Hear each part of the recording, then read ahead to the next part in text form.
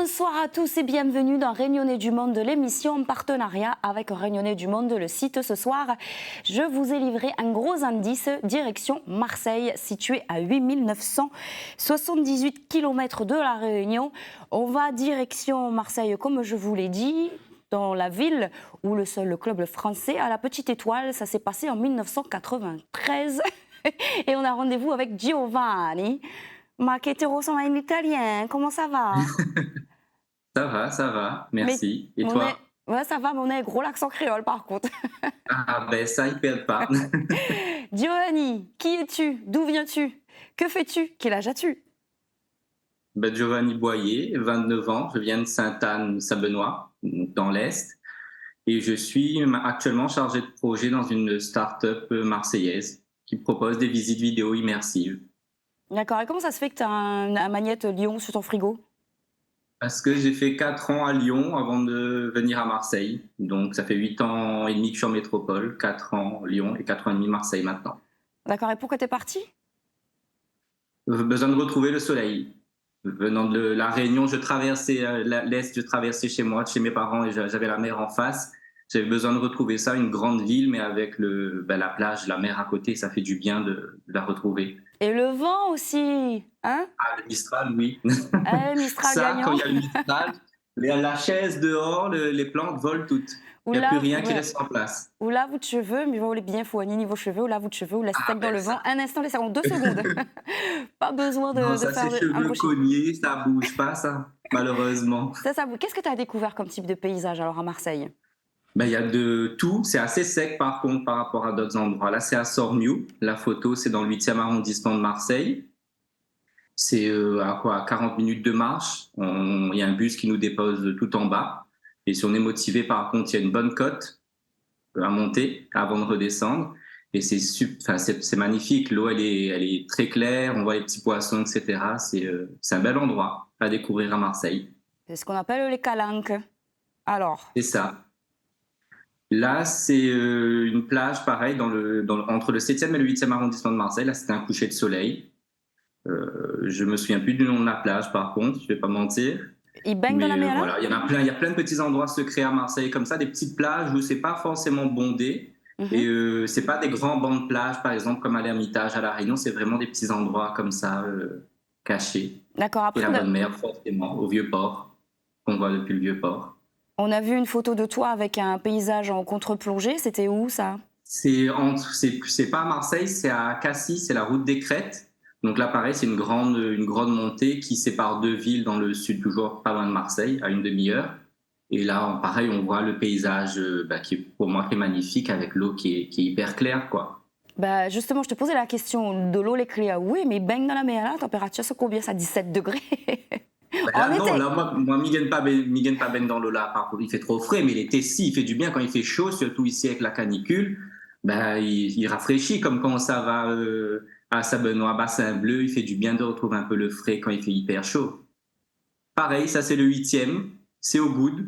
C'est un petit village, on n'a plus du tout l'impression d'être dans une grande ville. Et les dépaysants, toute la semaine où on est en ville et où on veut retrouver un peu de calme, c'est bien de se balader là-bas du coup. Pareil, il y a des petites plages, des petites balades à faire, un peu entre mer et montagne. Ça, c'est pas loin de chez moi. C'est à Noailles. Et en fait, dans la ville, ils ont mis quelques inscriptions comme ça pour animer, surtout le soir, pour que ce soit plus sympa que juste les lampadaires. Il y a soit des petites phrases, soit il y a des mots comme amour, etc. Et là, pareil, Noailles, c'est un marché aux épices. Moi, là-bas, je vais acheter mes épices, pas créoles forcément, mais les épices italiennes, épices berbères, etc., pour faire un peu à manger, Ah, pour tu changer cuisines un toi? peu. J'essaye. Ici, c'est du sel? Oui, c'est pas loin de Marseille, entre Vitrolles et le Marignal. Et je crois qu'on appelle ça une salière, hein. Ouais, les salines. Les salines. Et Voilà, oh, c'est on ça. dirait. Mais par contre, je pense pas qu'on puisse consommer. Moi, j'ai pas osé, mais Ah, tu m'étonnes, on aurait dit voilà. un bateau de glace. Bon, alors ça, c'est particulier. C'est toi qui bronzes sur un bateau. Non, pas du tout. C'est pas moi. C'est un oreille en train de bronzer. Mais son maillot, les petits, Mais j'ai trouvé heureusement. la photo sympa. Ben, au moins, il ose. Il se met en stream pour bronzer un peu, prendre l'air sur son bateau. Ben, c'est quoi l'intérêt qu'on les bonhommes? Faut m'expliquer. Ah Qui sait ben où là, je ça... sais pas du tout. Bah, Bah pas de alors, mon avis. la motivation pour prendre la photo, du coup, ça a été le contexte un peu atypique de voir cet C'est homme-là ça. seul sur son bateau ou ça a été vraiment le paysage? Ben, ça m'a surpris. Je me suis dit, ben, il faut prendre une petite photo parce que c'est comique quand même de voir un moon comme ça, sur son bateau en train de bronzer, en train de se balader en string, quoi. Et toi, t'étais où à ce moment-là, toi? En bateau aussi? Sur un bateau aussi, je faisais l'ajustement. En fait, pour aller de Marseille Centre, le Vieux-Port, au Goud, il y a une navette, un bateau qui fait l'aller-retour toute la journée l'été. Ok, là on a vu un monument. Il correspond à quoi? Ça se trouve où? Et qu'est-ce qui est écrit dessus? C'est dans le 7e, c'est un monument pour rendre hommage aux personnes qui ont fait la guerre. Donc les personnes pas françaises, du Maghreb notamment, de l'Afrique, qui ont fait la guerre pour la France. Donc du coup, belle culture. C'est vrai que c'était la remontée des Arabes par la Méditerranée. On la sent cette culture maghrébine à Marseille, comme on l'entend d'ailleurs? Ouais. Oui, oui, bah, je pense que c'est une grosse communauté autant qu'il y a aussi beaucoup de... Enfin, l'Afrique est très présente, je pense, à Marseille. Et justement, moi, ce que j'apprécie, c'est que je retrouve ce côté un peu cosmopolite comme à La Réunion, où il y a pas forcément, il y a forcément un peu d'entre-soi, mais il y a quand même un vivre ensemble qui est pas exactement comme à La Réunion, mais qui s'y rapproche par rapport à Lyon, justement, où je trouvais que c'était plus... chacun était un peu dans son coin. Là, on a fait un voyage, on a regardé un peu les paysages, ça nous a donné envie. Tu sais, on est là, on est à La Réunion, nous, ça nous fait voyager cette émission. Et on peut aussi voyager à travers les plats, parce que franchement, Créole, il déconne pas sur le manger. Tu nous as envoyé quelques spécialités. Je te laisse commenter, nous dire ce que c'est, ce que tu as aimé, ce que tu n'as pas aimé. Bon, là, on connaît, c'est la fameuse Bouillabaisse. Kosané Donc, Namdan, là. c'est une soupe de poisson, il y a des crustacés dedans, poisson ici, beaucoup de rouget, avec tomates, huile d'olive, basilic, un peu de thym et l'ail. Important, l'ail. La Mais moi, c'est pas fameuse. ma préférence. Je suis dans le sud, mais j'aime pas forcément le poisson. Ça, c'est Chichi de l'Estac, c'est très connu. Pareil, c'est un quartier de Marseille qui est plus vers les quartiers nord. Et en fait, c'est contrairement au chiche classique, c'est de la farine de pois chiche. Ah ouais, donc niveau goût, Voilà.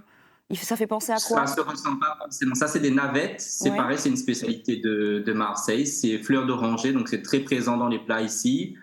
Après, c'est de la farine et de l'eau. Et C'est un peu sucré? d'huile d'olive aussi. Oui, sucré. On mange ça généralement avec un café. On le réchauffe un petit peu parce que sinon, ça casse les dents, hein.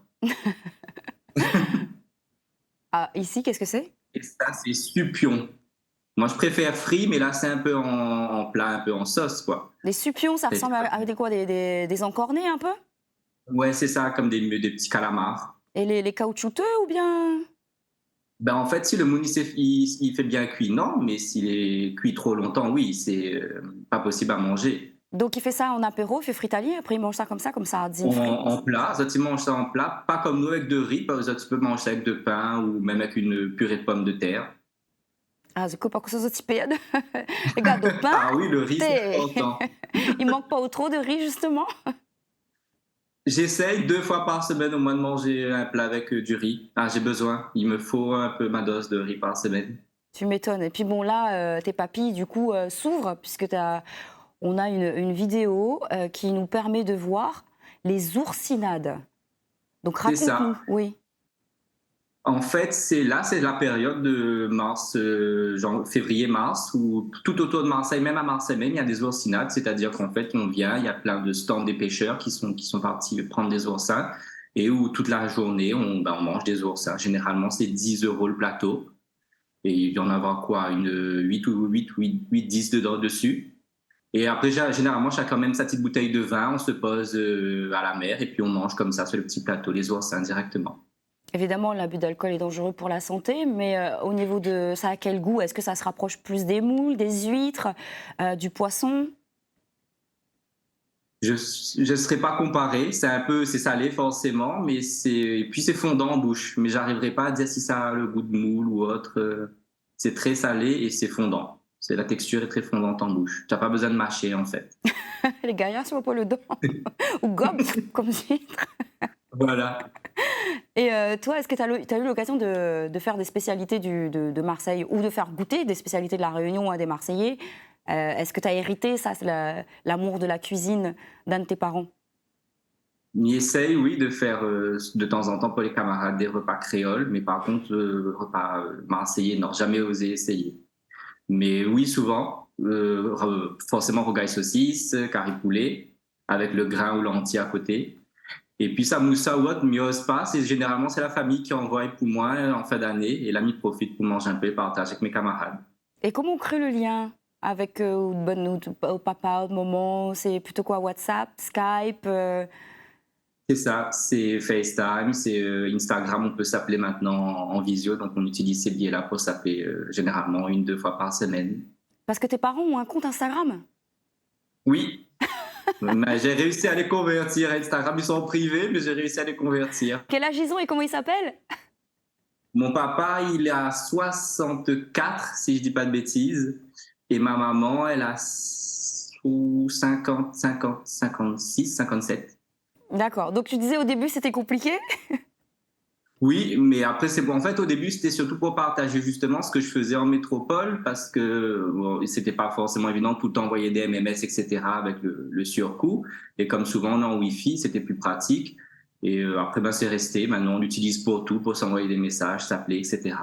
C'est quoi la suite pour toi alors, Giovanni?